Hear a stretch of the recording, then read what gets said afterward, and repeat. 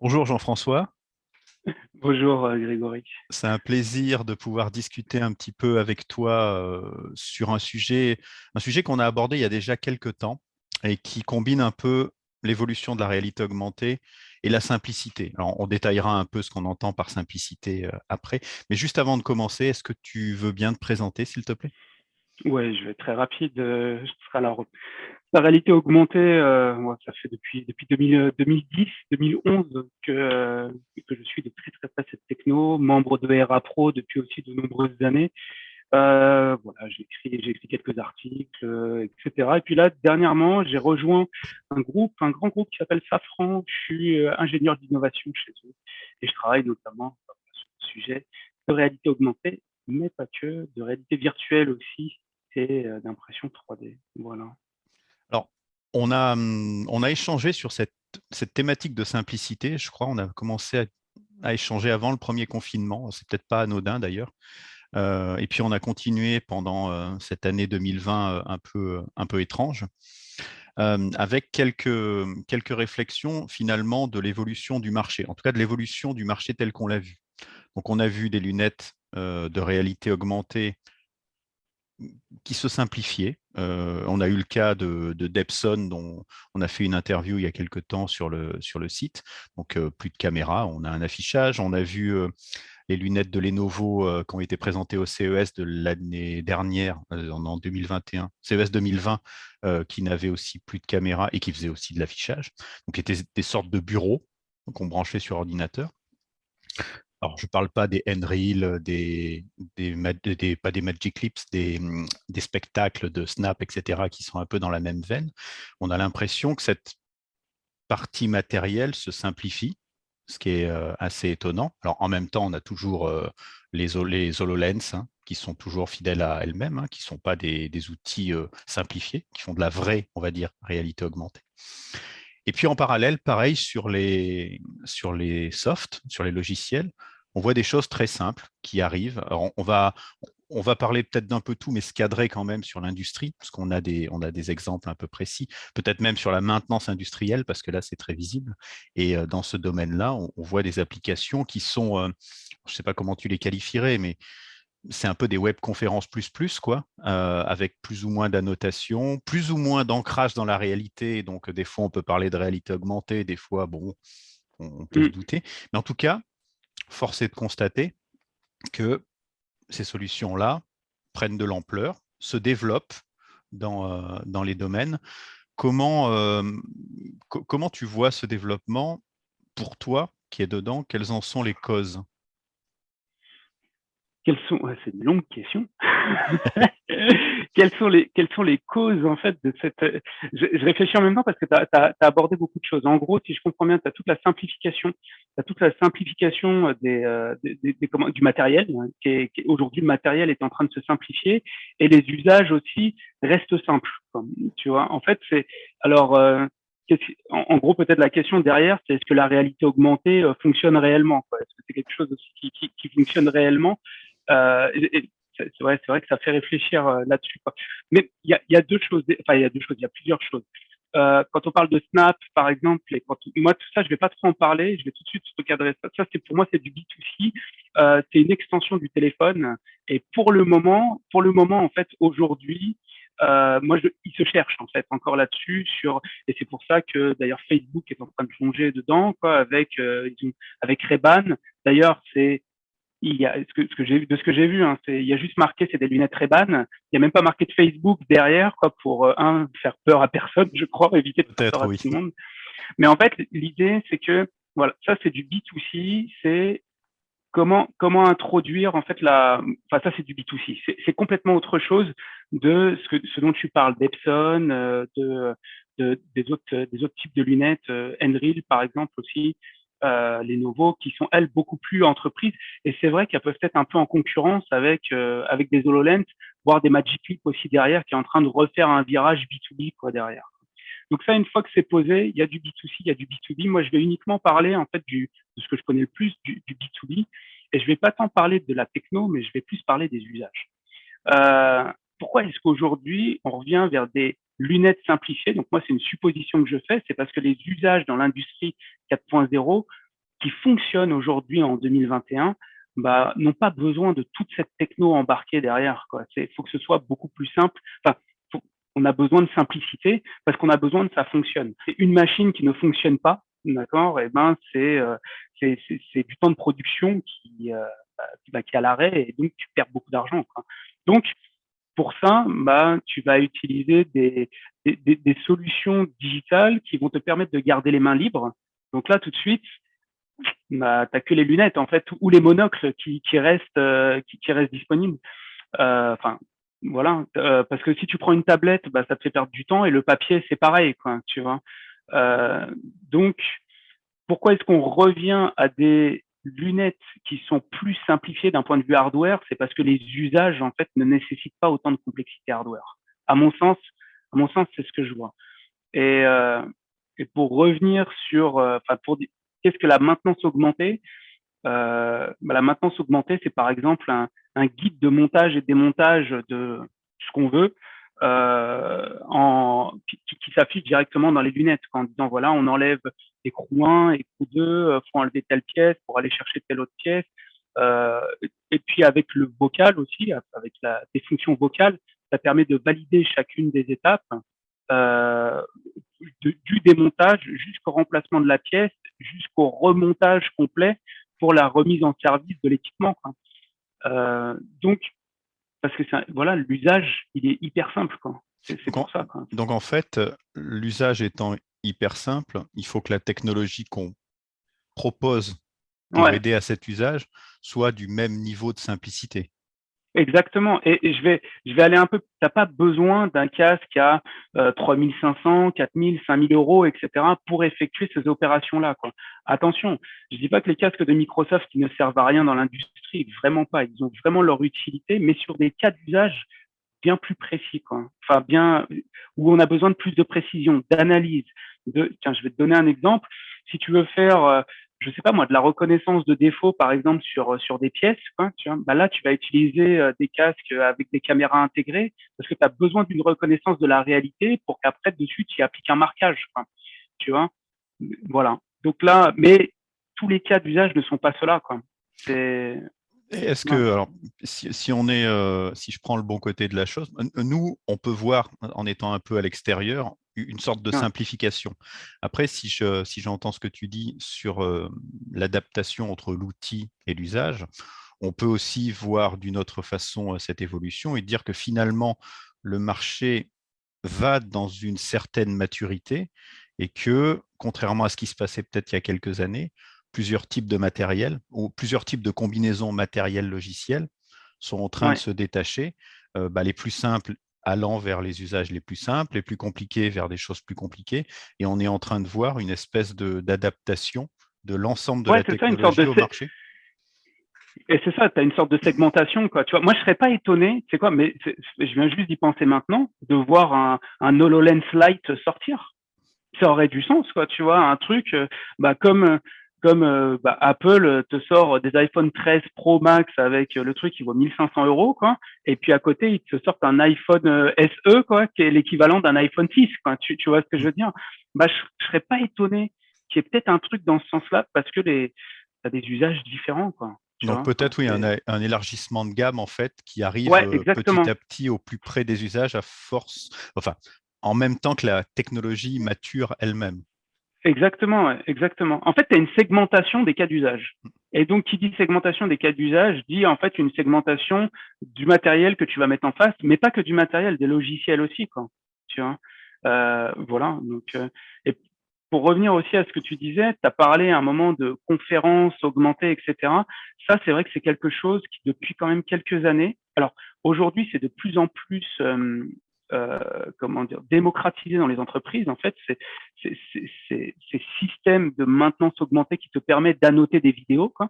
C'est ni plus ni moins que un Snapchat professionnel, quoi. En gros, c'est ça, quoi. Ou un WhatsApp Pro, quoi. Hein. C'est ni plus ni moins que ça, quoi. Donc c'est un peu une transformation ou une évolution d'usage qu'on pouvait avoir dans des conditions professionnelles avec finalement des applis grand public Ouais. et qui nous ont préparés, en tout cas qui ont préparé les gens à utiliser ces applications professionnelles maintenant qui ressemblent un peu.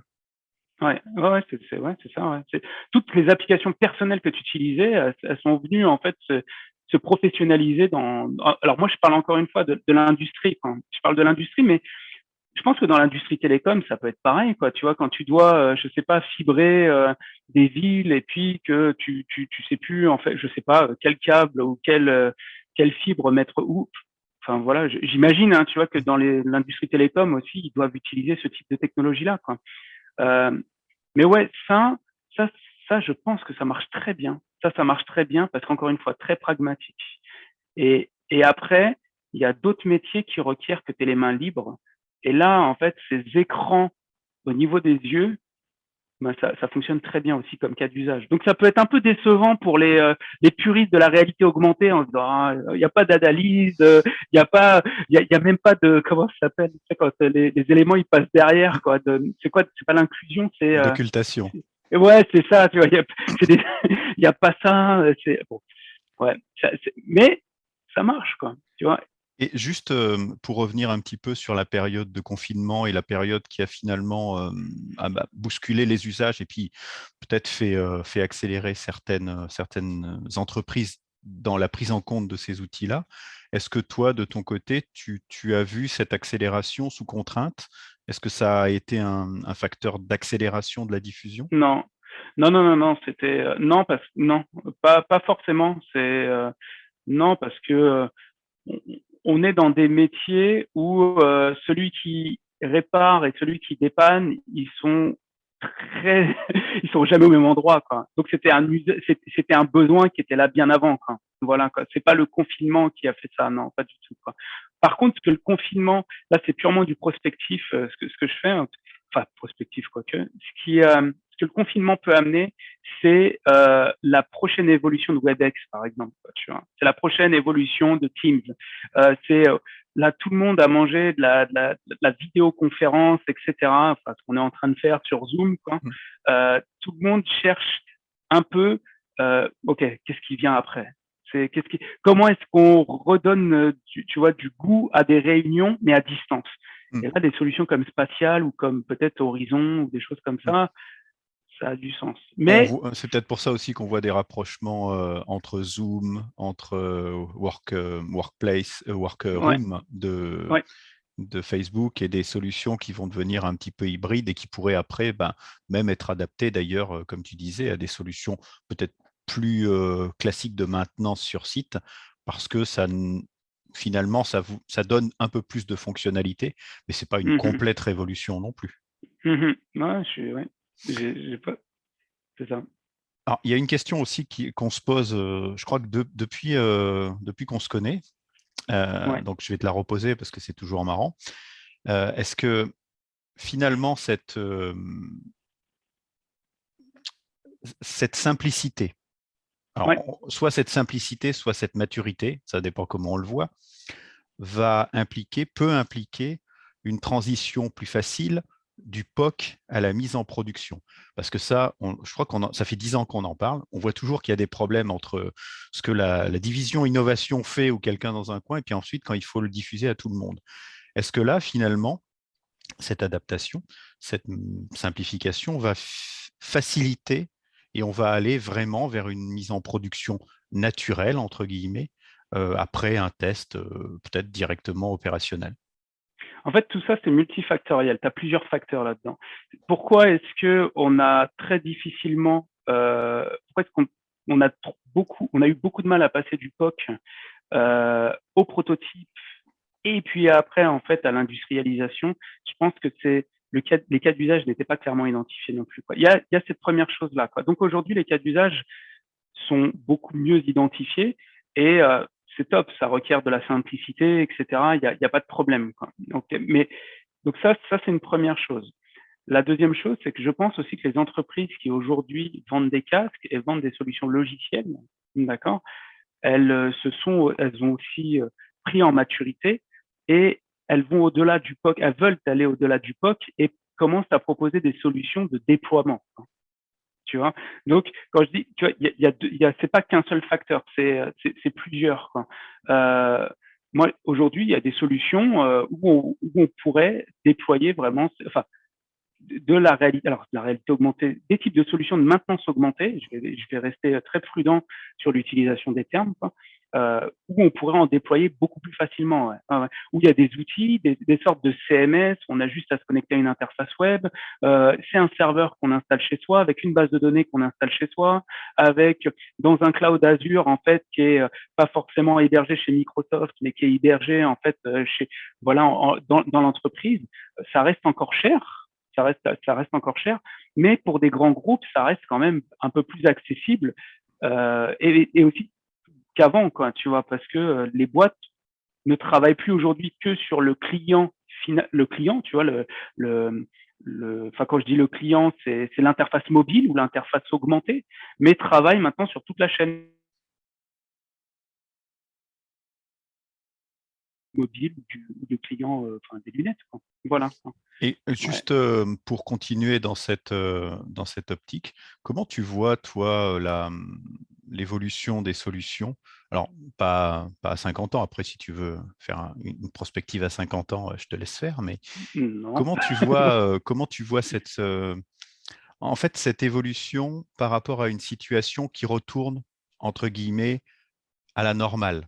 On je ne veux pas dire que la pandémie est derrière nous, parce que si je dis ça et que dans un mois, on se prend un truc, ça va faire prospective très, très mauvaise. Mais en tout cas, on sent que on retourne vers une sorte de normalité et en tout cas, on va pouvoir plus facilement se déplacer avec moins de contraintes sur les déplacements. Comment ce qui a été utilisé, l'évolution, comment tout ça va se diffuser? Est-ce que ça va apporter peut-être plus de marché? Est-ce qu'on va retourner un peu à la normale et on va revenir à la normale, à ce qu'il y avait avant, je devrais dire, et puis on va Non, je revenir pense à pas. des outils plus simples? Bah, parce que je sais pas si je l'ai dit tout à l'heure, peut-être que oui, mais je pense pas que le confinement ait été un déclencheur en fait de ces utilisations de RA ou de maintenance augmentée simplifiée, quoi. Donc confinement ou pas confinement, peut-être que ça va se vendre plus vite parce que comme il y avait des déplacements en moins, je sais pas, des entreprises, des commerces, il y avait moins de rencontres, en gros, tu vois. Donc les affaires tournaient un petit peu plus au ralenti, quoi. Mais l'usage était là, quoi. Donc peut-être que puisqu'on va se rencontrer un peu plus, et ben comment ça s'appelle, l'implémentation des solutions va être plus rapide. Mais c'est pas la pandémie qui a fait que tu vois ça a développé cet usage-là, quoi. Pas du tout. Enfin, en tout cas, moi, c'est la manière dont je le vois, quoi. Et Euh, l'évolution plus pragmatique alors, en termes de techno, de matériel ou logiciel, ce serait quoi pour toi? À court terme, on va bah, dire, enfin court moyen terme? ce que j'ai dit tout à l'heure, quoi, tu vois, je verrais bien une déclinaison un petit peu de certains matériels haut de gamme, peut-être, enfin haut de gamme avec beaucoup de techno à l'intérieur, peut-être de revenir à des choses simples. Voilà. Quoique, ta question, elle est pas évidente. La prospective, c'est toujours un peu casse-gueule, Bah, quand la même, quoi. prospective, ce qu'il y a de bien, c'est qu'on se trompe tout le temps, donc on peut y aller. Moi, ce que je vois, entre ce que je vois et ce que je voudrais qu'ils se mettent en place, il y a ça aussi. Tu peux Il y a ce parler de ce que truc-là. tu voudrais voir, hein. Bah ouais, ouais, ouais. Moi, ce que j'aimerais bien voir, c'est vraiment une utilisation intelligente de la réalité. Tu vois, une segmentation de la réalité, donc avec une analyse enfin voilà, de ces lunettes-là et de certains systèmes d'information pour nous proposer vraiment la solution à l'instant T qui correspond vraiment à la situation dans laquelle tu es, quoi, tu vois. Pas de la fausse intelligence artificielle, pas de la fausse réalité augmentée. Euh, donc c'est vraiment le technicien, mais ses lunettes, par exemple, sur le casque, va te scanner du matériel, enfin un équipement, et va réussir à repérer tous les défauts. Tu vois, par exemple, pour réussir à repérer ce qui ne fonctionne pas et te et te dit exactement voilà combien de temps ça va te prendre pour changer les pièces, combien de temps, ce qu'il te faut, qu'est-ce que tu as en stock, tu vois. Et, mais ça c'est ce que j'aimerais bien, quoi, tu vois, quoi, pour ça simplifierait la vie de pas mal de personnes, quoi, je te le dis, quoi. Bah écoute, c'est une bonne conclusion de terminer sur ce qu'on aimerait qu'il se passe. Ouais, ouais, ouais, ouais, ouais. Bah, puis on verra aussi d'un point de vue B2C. Je pense que le B2C, même si je l'ai écarté de la conversation dès le début, va forcément avoir un impact en fait sur le B2B et vice versa, quoi. Donc on va voir ce que ça va donner. ce que vont développer en fait ces grosses boîtes quoi, telles que Snap, Facebook et tout. J'espère que ça va pas partir en vrille, mais bon, ça c'est plus un vœu, un souhait que réellement ce qui va réellement se passer, quoi.